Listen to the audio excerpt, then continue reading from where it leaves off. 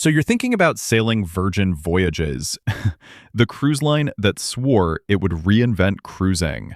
No kids, no buffets, no awkward formal nights, just hammocks, drag shows, and cocktails with names you can't pronounce. Sounds perfect, right? Yeah, until you realize there are a ton of little things that can totally blindside you if you don't know what you're walking into. Want to show up at Scarlet Night in plain clothes and look like the only idiot who missed the memo? Go ahead. Want to discover too late that your bed is actually a sofa that folds like origami? Have fun with that. But don't worry, I've got you covered. These are the 12 must-know new Virgin Voyages tips that will save you money, save you embarrassment, and make you look like you actually know what you're doing on board. Let's get into it. Tip number 1. Book dining and experiences early. Here's the thing about Virgin Voyages. Dining isn't some casual walk-up buffet. Nope, this is more like fighting for tickets to a sold-out concert. The second your booking window opens, people pounce on those reservations like it's Black Friday at Best Buy. And if you don't, well, have fun scrolling the app every 5 minutes like it's a Taylor Swift presale, just praying someone cancels their steakhouse dinner. And don't think you can fix it once you're on board. Oh no, by then, it's survival mode. The people who booked early are already 3 courses deep at the wake, and you're staring at the pizza counter wondering how many slices it'll take to equal fine dining. Moral of the story? If you want to actually taste all those fancy venues they brag about in the ads, book early. Like, before you've even started packing underwear. Tip number 2. Download and master the Virgin Voyages app before boarding. The Virgin Voyages app isn't just handy, it basically owns you. It's your check-in desk, your dinner reservations, your shore excursions, and yes, even your cabin remote control. Want the lights dimmed, curtains closed, and mood lighting set to romance? The app does that. Want to know what shows are on tonight? The app again. Forget your partner's birthday? Well, okay, maybe not that, but it does everything else. Now, if you're the genius who waits until Embarkation Day to download it, you'll be the one screaming at the cruise terminal Wi-Fi, while everyone else is already on deck sipping free champagne. And trust me, the app will test you if you're not ready. People get stuck staring at error messages while the ship sails away without them making a single reservation. So do yourself a favor. Download it at home, log in, poke around until you actually know how it works, because future you doesn't want to be the tech-challenged sailor begging strangers in line to just refresh it for me one more time. Tip number 3. Know what's actually included and what's not. Virgin loves to brag that their cruises are all-inclusive. But let's not kid ourselves. Nothing at sea is ever truly all-inclusive. Sure, you'll get over 20 dining options, group workouts, all your gratuities covered, Wi-Fi that works just enough to make you want to throw your phone overboard, and some pretty wild entertainment. And yeah, that's already more than most cruise lines throw at you. But here's where they get you. The extras. You want cocktails? That's not included. You want that luxury spa treatment with a sea view? Not included. Thinking about booking a shore thing excursion? Definitely not included. Even tattoos at sea. Yes, there's an actual tattoo parlor on board. Those come at a price. And that's fine, as long as you know what's coming. The danger is walking on board thinking, wow, everything's covered, and then walking off with a bill that looks like you bought the ship itself.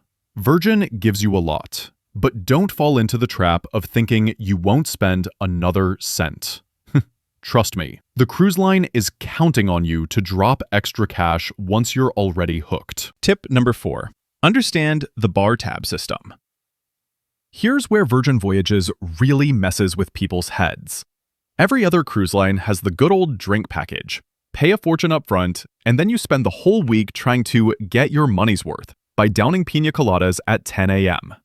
Not Virgin. Nope, they scrapped the packages and came up with something called a bar tab. Now, don't let the name fool you. It's not like running a tab at your local bar where you pay later. You actually preload money into your account before the cruise, and Virgin sometimes sweetens the deal with bonus credit. Sounds clever, right?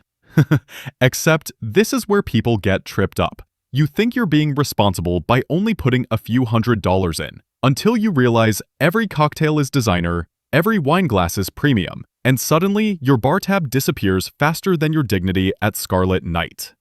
So here's the trick.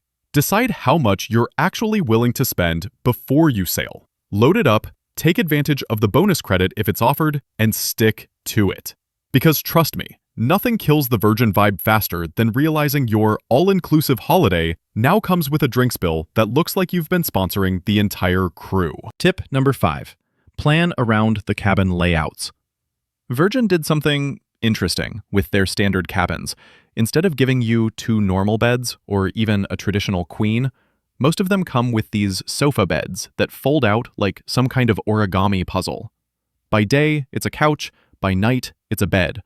And depending on who you're cruising with, that setup can either be kind of fun or the most awkward sleepover you've ever had. Couples usually don't care, but if you're cruising with your best friend, your sibling, or God forbid, a coworker, you might find yourself arguing over who gets the bed configuration that doesn't feel like you're rolling into each other at 3 a.m. People on Reddit complain about this all the time. And honestly, it's not the end of the world, but it does catch first-timers off guard. So here's the tip. Check your cabin layout before you book. Know exactly what you're getting. And don't just assume you'll walk in and see 2 perfect beds ready to go. Virgin likes to keep it quirky, but when it comes to sleeping arrangements, quirky can quickly turn into cranky. Tip number 6. Brilliant Lady equals more balconies and adventure routes. Virgin's newest ship, the Brilliant Lady, isn't just a copy and paste of the others. It's basically Virgin 2.0. First off, almost every single cabin has a balcony or terrace. Translation, no more feeling like you're trapped in a floating shoebox. They even added a new sea terrace category with 2 hammocks so you and your partner can awkwardly try to swing in sync without flipping each other overboard. But the real flex? This ship was built with tweaks from actual sailor feedback, which means fewer design quirks that made people roll their eyes on the earlier ships. And thanks to some clever engineering magic, Brilliant Lady can now squeeze through the Panama Canal and sail Alaska routes. That's right. The same line known for drag brunches and pool parties now takes you past glaciers and bears. Virgin wanted to prove they could do more than just the Caribbean and the Med. And with Brilliant Lady, they actually pulled it off. Tip number 7. Pack for Scarlet Night and theme events. Scarlet Night isn't just another party. It's the event on Virgin Voyages. Picture the entire ship turning into one massive sea of red. From the crew to the guests to the lights glowing across every deck. And if you don't bring anything red to wear, you'll stand out like a traffic cone at a black tie gala. It's not just Scarlet Night either. Virgin loves their theme events. Pajama parties, 80s nights, random dance-offs that break out of nowhere. The vibe is half cool nightclub and half college house party. And the people who don't dress up always end up looking like they didn't get the memo. So here's the move. Pack at least 1 red outfit for Scarlet Night, plus something fun for the other theme nights. Doesn't have to be over the top, but trust me, you'll feel way more in the loop.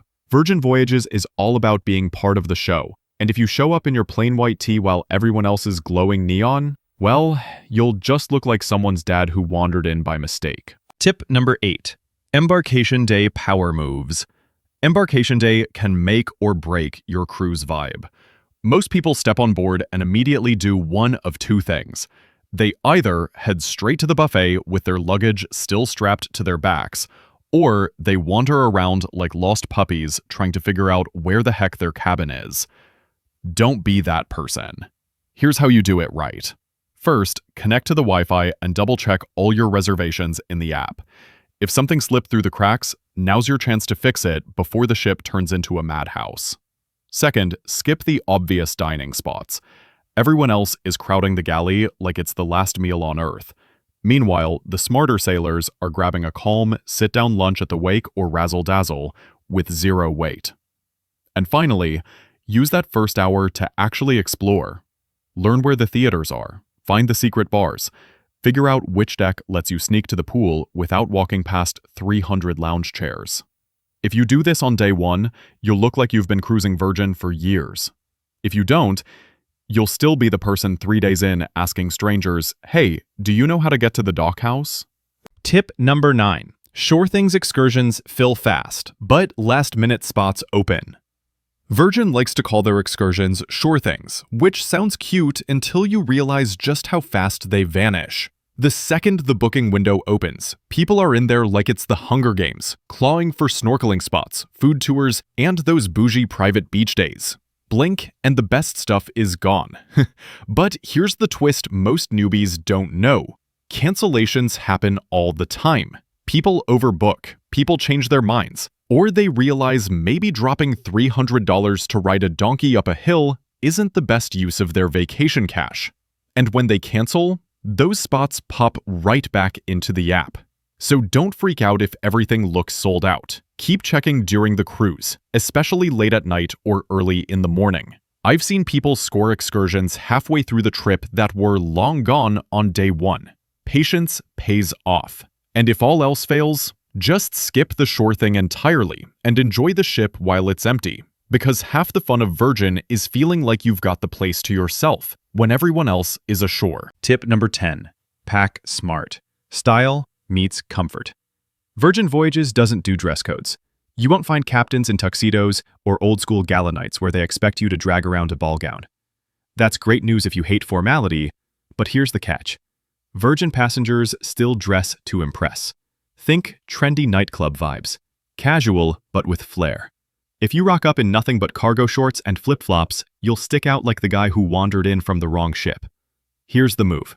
Pack for comfort, but give it some style. A few chic outfits for dinners, something flashy for Scarlet Night, and yes, layers. The air conditioning on board can swing from tropical paradise to Arctic blast in seconds. A light jacket or cardigan will save you when you're shivering through dinner pretending you're not cold. And bring decent shoes. Not only are you walking a ton, but try hitting the nightclub in ratty sneakers. You'll feel like the intern at a corporate party. Virgin gives you freedom, but the smartest sailors know that comfort and style aren't mutually exclusive. Look sharp, feel good, and pack smarter than the guy who thought 3 tank tops would get him through a 7-night cruise. Tip number 11. Know your loyalty perks. Sailing Club. Virgin's still new in cruise years, but they already figured out how to hook people with perks. If you've sailed before, you might qualify for early booking windows, cocktail parties, or even priority check-in. Basically, the VIP treatment that makes everyone else in line hate you just a little bit. Rockstar and mega rockstar sailors, they're on a whole other level, with butlers, private lounges, and the kind of access that makes you wonder if they're actually paying guests or secret investors. But here's the sneaky bit. Virgin runs loyalty promos all the time. Even if it's your first cruise, you can sometimes snag bonus credit or discounts just by signing up for their sailing club before you book. A lot of newbies don't realize this and leave free money on the table. So if you're planning on cruising Virgin more than once, or even think you might, get yourself into that sailing club early. Because trust me, nothing feels worse than standing behind someone in line who's breezing through priority boarding, sipping their free champagne while you're still fumbling with your passport, wondering why you didn't bother to check. Tip number 12. Budget for the hidden extras and spontaneous splurges. Virgin makes a lot of things seem inclusive, but there are always sneaky little costs that pop up after you've mentally budgeted. Think specialty photos, behind-the-scenes workshops, premium chill spaces on board, those private beach clubs or quiet lounges, and last-minute shopping in ports. These are the expenses that don't get spotlighted, but your wallet feels them.